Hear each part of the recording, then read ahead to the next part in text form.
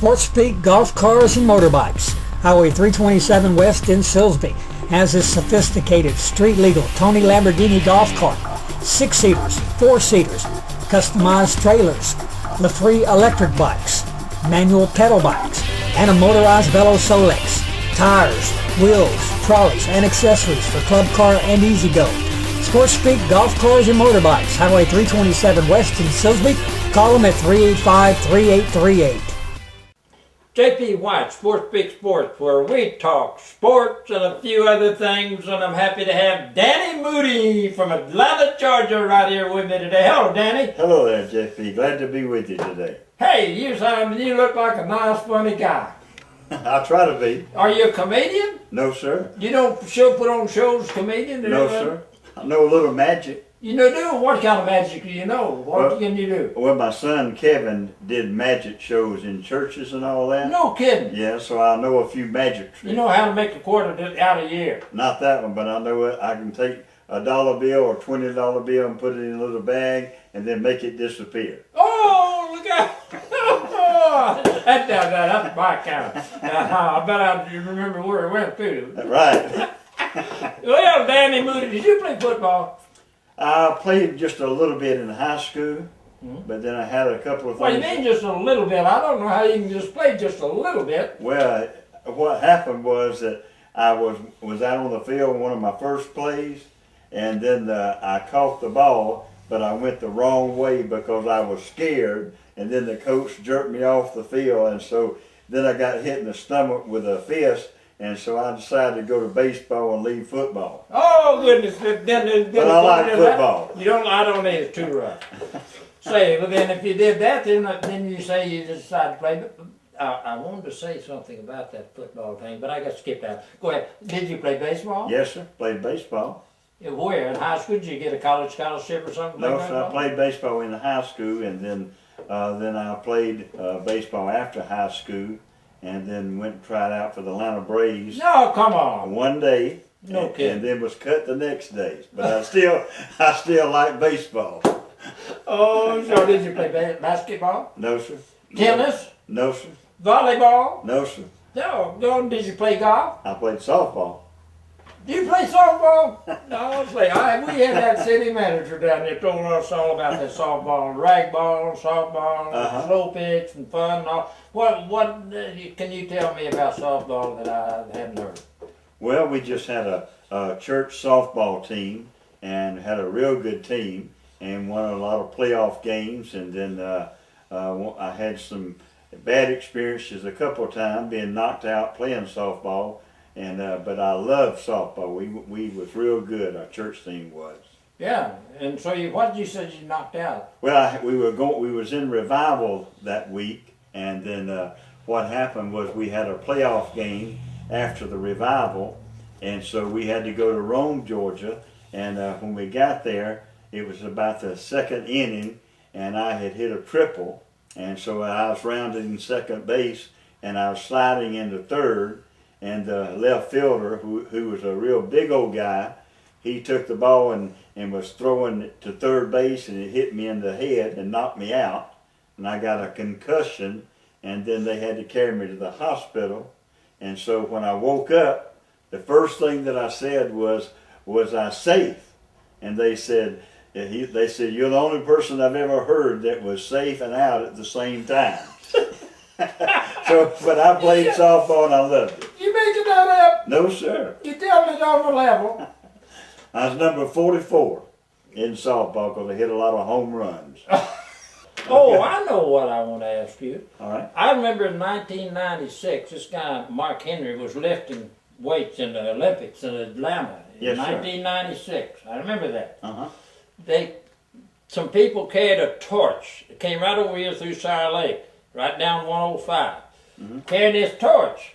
And I believe they told me they just carried it all over the United States. But I think you know something more about that than I do.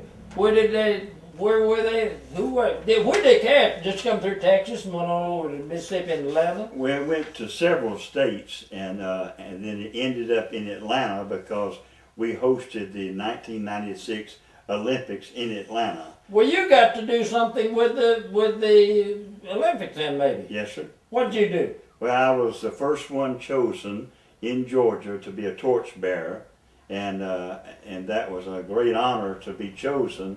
And then I know what you're talking about. I tried to get them, let me help them carry it in, they wouldn't do it. Go ahead. Yes, sir. But the way that they had chosen me was in every state in the U.S. they had what they called a community hero. If somebody had done something in their community that might have been outstanding, then they would send in that person's name, and then they would vote on it. And I was the first one chosen in Georgia to carry it. Well, from what you're saying, they must have carried it in every state in the union then. Yes, sir. They went Except to Alaska and They went to every state. Hawaii, and ended up in Atlanta, and I carried it on the opening ceremony day. Come on. The last one.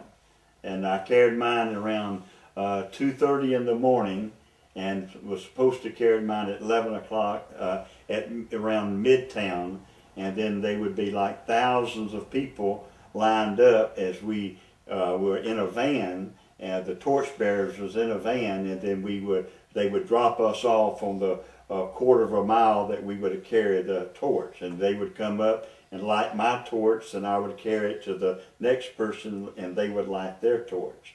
And it was just a great honor to be chosen for that. No kidding. And the way it was just amazing to see some of the people like Muhammad Ali there at some of the ceremonies that we had luncheons with, and to see him like the main event, and it was just something to be proud of. Oh my goodness, I guess so. And I'll tell you something interesting. That was the first year that anyone at any time in the Olympics that a torchbearer was able to buy their torch when it was over. Oh, okay. So we were able to buy the torch for $325 because before all the torches had to be turned in, and then they would do it all over again. But that year they let us buy the torch that we carried. You've been interviewed. Can you tell me anything? Am I doing this right? I've heard so much about you that this is an honor for me to be interviewed by J.P. White. Oh, come on. Well, it didn't, but I know that you've probably been interviewed 100 times or more, and you got any philosopher or anything happened to you in an interview, or anything you got an interview? Yes, sir.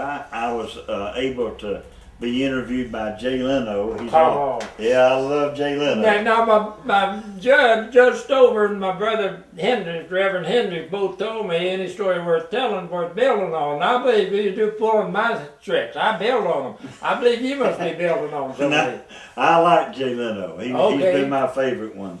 And I flew out to LA. Is he the one that against Johnny Carson?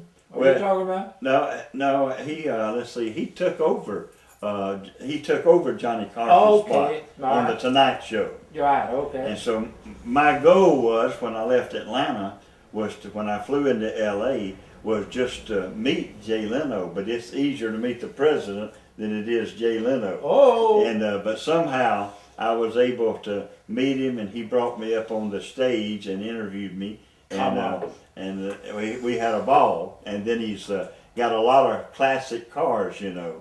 He collects a lot of them. Yeah. And so when it was over, he let me come up on stage, and they took a picture of him and me.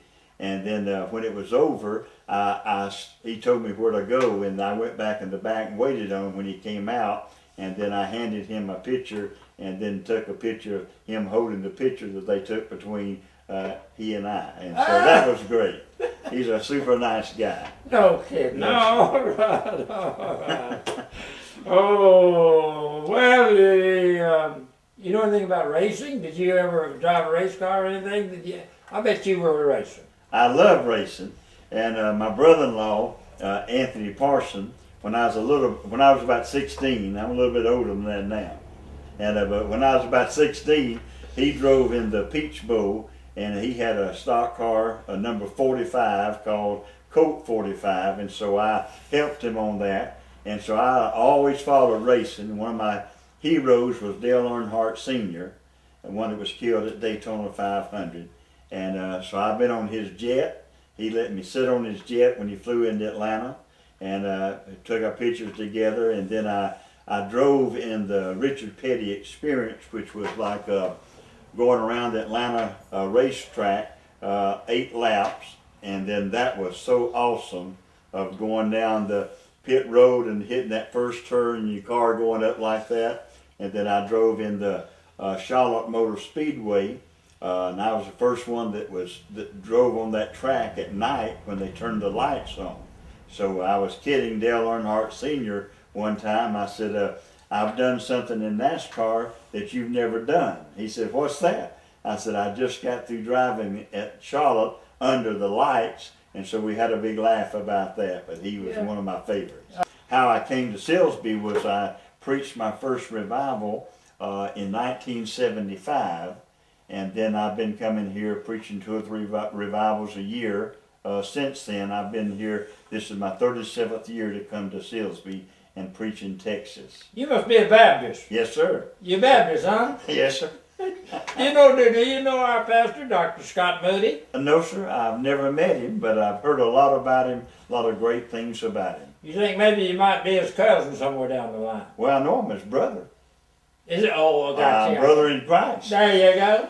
But I've never met him, but I'm sure maybe down the line that we may be possibly kin to each other. Well, how about sports? You got some kind of philosophy about sports or anything along that line? I mean, well, when we had a softball team, I believed in winning. It was all about winning. It wasn't about losing. There you go. So I remember one story. I had one of my members that came up to me that couldn't play at all. And he said, I want to be on your team, Brother Danny. I said, well, he said, you know, I can't play, but it's just all about fun. I said, well, we got 2 teams. I said, if it's about fun to you, you play on the other team. Because I like to win. And they'll tell you, my team would tell you that Brother Danny didn't want to go out there and come in second. Did you play golf? I never was good at golf. I played golf. Now I played, but a lot of times I would just hit the ball, and I just wasn't, where I played golf, you know, nobody else played. Because I didn't play in the greens or I played outside of it. I'd knock my ball in the water or close to somebody's home, and that's the truth. Oh, Lord. So if I couldn't win, I didn't want to play. J.P. White and the Reverend Danny Moody from Atlanta, Georgia, and I'm certainly happy to have you here on SportsSpeak. Thank you, JP. I enjoyed being here with you. J.P. White, Danny Moody, SportsSpeak Sports, where we talk sports and a few other things, and we'll see you next time.